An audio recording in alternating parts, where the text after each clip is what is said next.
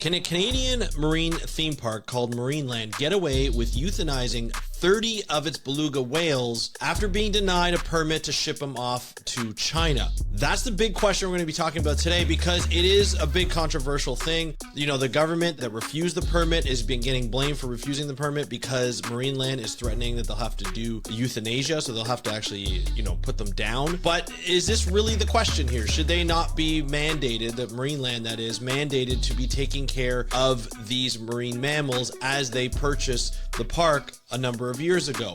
We're going to be talking about the law. We're going to be going over why it's important from an ethical standpoint. We're going to talk about some of the options that Marineland has and the government has in making sure that these animals are taken care of for the future. That's on today's episode of the How to Protect the Ocean podcast. Let's start the show. Hey everybody, welcome back to another exciting episode of the How to Protect the Ocean podcast. I'm your host, Andrew Lewin, and this is the podcast where you find out what's happening with the ocean, how you can speak up for the ocean, and what you can do to live for a better ocean by taking action. Now, today's episode, we're going to be talking about quite a controversial topic. Now, it's controversial because it has to do with marine mammals in captivity. Now, there are two sides to the captivity argument. There's a side where people think that it's okay to keep marine mammals in captivity, and they say it's good for entertainment and education purposes, as long as the animals are being taken care of. The other option is, the other argument side of the argument is, no marine mammals should be in captivity. They should be out free, and those that are in captivity should have a plan to put them free at some point in time. Now, the big argument against putting them out into, say, like a whale seaside sanctuary, like the Whale Sanctuary Project is doing, is that these animals, a lot of them have been born in captivity, and they're not used to the wild, and they're not used to the ocean, and there's a lot of diseases and bacteria that they're not used to. They're not used to feeding for themselves and so forth. And that's a big deal to a lot of people, that everybody wants to make sure that the marine mammals are treated properly. And the argument for those whale seaside sanctuaries is the fact that no matter what, at some point, these animals should taste freedom. They should be able to be taken care of. If they're already used to being fed on a regular basis, they still get that care to be fed, but they're allowed to roam around in a larger seaside pen. There's an opening that you can open. There's a great example of Keiko, Free Willy, that orca that was let free up in Iceland, eventually passed away. I think it was like 6 to 10 years later. I did a whole episode. I'll try and find it and link to it below. But there's a lot of controversy around it, and it's just because each side says, the science says that it's better to keep them either captive or keep them out of captivity. Everything is new when it comes to out of captivity, but you'll see both sides. The goal that I'm trying to do right now is present to you, just the options that are happening and sort of what actually happened. So just a couple of days ago, last week really, there are 30 marine mammals, belugas, that are in captivity in Marineland, which is in Niagara Falls, Canada, not too far down the road from me. So I've been following this story quite closely over the last number of years. Now, over the last 5, maybe even 10 years, Marineland has been under controversy because it hasn't been taking care of its whales very well. The orca passed away.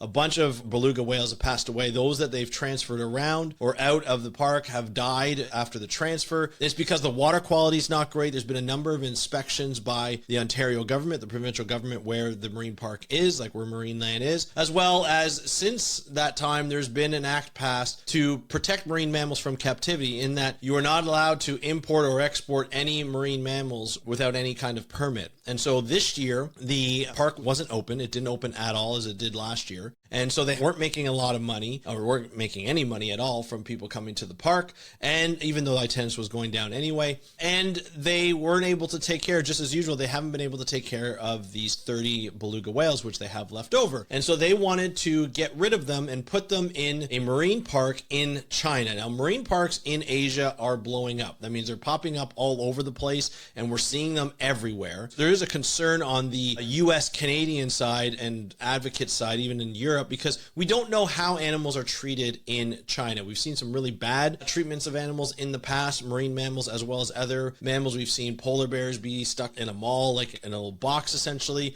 and not having a lot of stuff to, provide enrichment in that area or movement in that area. So a lot of people are concerned. A lot of advocates for the anti-captivity advocates are worried that if we ship a lot of these belugas off, or all these belugas off to China, we'll never see or hear from them again. They'll be put back into entertainment positions where they'll be pet, or, they'll have one-on-ones with people, which is not good for them, as well as, this is according to them and according to the science, it's not good for them overall to be in shows. The whole point of the Protection Act here in Canada was to make sure that they aren't bred and they aren't put into positions where they are going to be for entertainment. And so if there's research permissions, they're allowed, and we'll go through that in a second, but there's a lot of worry about that. So what happened was Marineland applied for a permit to export it based on this new Protection Act, and they got denied by the Fisheries Oceans Canada because they were like, this is against what we want. We don't want these animals to go into captivity forever, and so we need to find something that is different for that. And so that's what they're looking for now, is a different avenue towards making these animals free or devoid of having to do entertainment or any kind of theme park related show or even breeding. So that's where we're at right now. And now, because the application got denied, Marineland is like, well, we can't afford to take care of this. So either provide us funding so we can take care of these animals, or we might have to lean towards euthanization, which is basically putting these animals down one by one, all 30 of them. Now that's blown up. The government of Canada, who gives the permit, so whether it's the Department of Fisheries and Oceans Canada, is taking a lot of flack from people because nobody wants to see these animals die for no reason, just the fact that they can't take care of it. And I've had a couple of people ask me some questions. I was at a dinner last night. Somebody asked me questions about it, and I was like, nobody's actually said, hey, Marineland owns these animals. It is up to them. It is the ethical nature of people who own, or companies who own these marine parks, to take care of their animals. They haven't been taking care of these animals at all. And the risk you take when you have these animals, knowing what's coming and the new laws that's in place and everything, is that you still have to take care of these animals even if you're shut down, even if you're not getting any income in. Your ethical, mandate is to take care of these animals at the best health as possible, meaning they are fully healthy and not in degraded water quality, which is what we're finding them in over the last 10 years. That's a big problem that I have with it. That's a huge thing of what we looking at before. So a lot of people are like, okay, so what happens now? What are these animals going to be, killed? Are they going to be euthanized? What do we do? So the first thing is, here's the federal framework. You have the Captivity of Whales and Dolphins Act. It was established in 2019. So it was amended to the Criminal Code, the Fisheries Act, and an act called, the acronym is WAPRETA, I think is what it's called. It's a pretty long one. I'll look for it if I have it, but it's a pretty big one. And so that's what we're looking at. So we're also looking at capturing any new cetaceans or breeding are prohibited with limited exceptions. Trade requires permits and must meet strict welfare scientific standards. So just to take it back a number of years before COVID, I think it was like 5 beluga whales were transferred over down into Mystic Aquarium in Connecticut.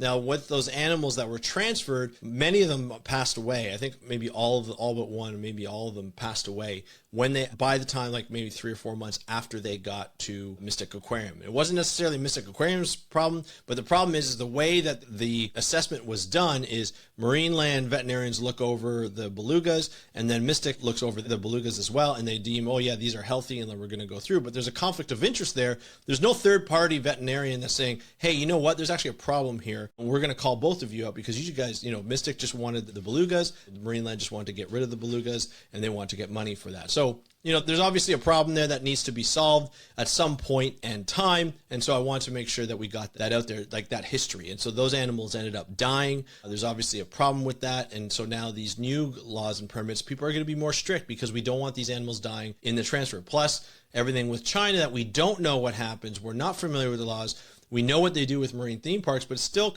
we're not too familiar with what's happening, or I'm not too familiar with what's happening. So there's a bit of a worry about these animals going across the world to go to China and be put in entertainment situations, put in breeding situations, and we're not allowed to do that. So why are we letting other countries do it as well to the marine mammals that were found here?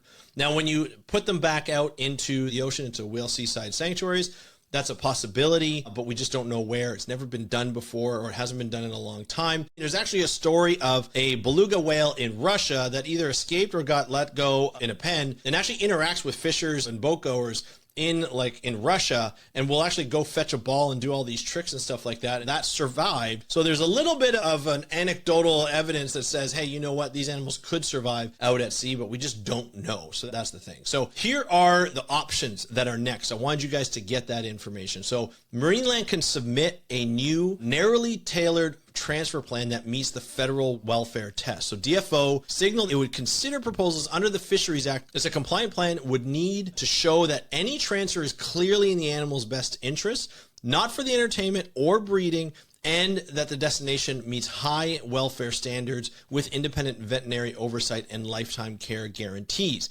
Potential candidates include U.S. accredited facilities or non-entertainment research and rehab settings subject to both Fisheries Act and CITES permits. CITES is like a trade, a convention trade of animals across different, like certain animals can't go across certain borders, without being considered or without being managed properly. Now, the government-assisted placement in North America, there could be government assistance. So Ottawa and Ontario, the province where Marineland is, where I live, could coordinate with accredited aquariums or sanctuaries that could take some of the animals, possibly in phases with monitored transport and individualized welfare plans. Ontario's PAWS, P-A-W-S, powers could be used to enforce interim care standards or appoint custodians if the distress thresholds are met. So there are ways that we can do it from Canada and Ontario to actually put people in place that will take care of this and offer some funding that will do that. There's also interim stabilization funding tied with strict conditions. So temporary public support is possible as a bridge, but expect the third-party management, escrowed funds restricted to feed, medical care, water systems, enrichment, and daily veterinary coverage, plus transparent reporting. So Marineland has publicly asked for federal help, which creates space for a conditional arrangement while permanent placements are arranged. You can also transfer to the Sea Pen sanctuary when ready. Now, the sanctuary is not ready yet. It's taken a while to put together. Obviously, it's very, very new within the taking out of captive animals, and it was more designed for orcas at this point. So having that, I don't see it happening anytime soon. I would like to see at least some of those animals go out and just as a pilot study. Some people are not too happy about it. Some people are happy about it. It's a bit controversial, but really we won't know until we start letting some of those animals go to those seaside sanctuaries. So that'll be interesting to see. Now, as I said before, these animals could be fed by caretakers and taken care of and managed. They're not just going to be let go and that's the end of them and that's the last time we'll see it unless they're ready to do so. Now, provincial enforcement can also be put in up to seizure and custodianship if distress is critical. So if inspectors determine that there's critical distress, the PAWS Act of Ontario allows intervention, including removing animals or mandating care by a third party. I can't see the removal of animals at this point, but I can see a third party coming in. This could be triggered by a failure to provide food, veterinary care, or safe water systems. Now, I assume that a lot of these places aren't going to allow euthanasia, but the last one is euthanasia only for legitimate medical reasons. So humane euthanasia belongs to veterinary decisions for individual animals with intractable suffering. These animals aren't suffering necessarily. They're suffering because of their water quality conditions, but that can be improved. So euthanasia is probably the last case scenario, and because it makes headlines and it triggers, clicks, I think that's being used a lot and it's scaring the hell out of people. So that's where we're at, really, is with these animals. It looks like the government's going to step in. They're going to put people in place that can make this happen a little easier and take care of these animals. The biggest thing, at very least, these animals should remain in captivity and being taken care of until they pass. And that's probably the safest thing for them now. Not my opinion, but I'm sure that's what a lot of people are thinking, just because we don't know how the transfer is going to go. However, it would be more ideal, in my opinion, my scientific opinion, to put them out, or at least some of them out in a pilot study into the Whale Seaside Sanctuary that is actually being deemed into the coast of Nova Scotia. Will that be ideal waters for them? Not really, because there haven't really been belugas in those areas, but at least they'll be monitored by a team that can care, that can feed, that can look after its medical stability. And so that will be really helpful. So that's it for today's episode. I'd love to hear your thoughts on this. Do you think that these animals should be released out to the ocean into these whale seaside sanctuaries? Do you think they should be kept where they are? Or do you agree that they should go to China? I would love to hear your opinion. Let me know in the comments below if you're watching this on YouTube, or you can let me know through email. Just go to speakupforblue.com/contact, fill out the form. It goes right to my email. If you want to connect me right away, you can do so through DMs on Instagram at How to Protect the Ocean. That's at How to Protect the Ocean. That's it for today's episode of the How to Protect the Ocean podcast. Have a great day. I'm your host, Andrew Lewin, from the True North Strong and Free. Have a great day. We'll talk to you next time, and happy conservation.